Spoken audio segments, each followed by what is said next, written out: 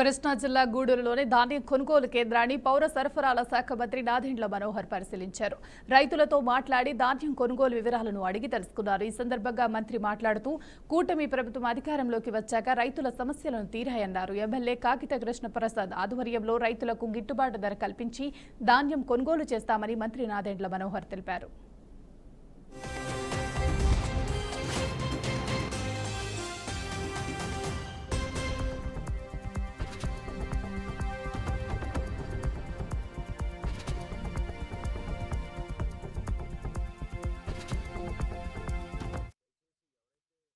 Already కోతల్లో involve అయ్యారు. వాళ్ళు త్వరగా రాసుల దగ్గర కొంతవరకు ఎండబెట్టుకుని ధాన్యాన్ని త్వరతగ్గిన వాళ్ళు గోతాల్లో నింపుకొని మన రైతు సహాయ కేంద్రాల్లో షెడ్యూలింగ్ చేసుకుంటే ఎక్కడ ఇబ్బంది లేకుండా మేము సేకరిస్తాం. పంట నష్టం అనేది ఎప్పుడు వస్తుందంటే వాతావరణంలో మార్పులు వచ్చినప్పుడే రైతులు పాపం ఇబ్బంది పడతారు.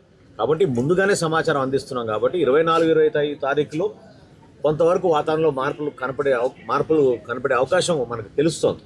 కాబట్టి దయచేసి రైతులందరూ కూడా కొంచెం అప్రమత్తంగా ఉండి ఈ వారం రోజుల్లోనే ఈ కార్యక్రమాన్ని పూర్తి చేసుకుంటే కనీసం ఈ నెలాఖరు కల్లా 1,00,000 మెట్రిక్ టన్నులు కృష్ణా జిల్లాలో కొనుగోలు చేయాలని ఇప్పుడే కలెక్టర్ గారితో మేము డిస్కస్ చేసాం.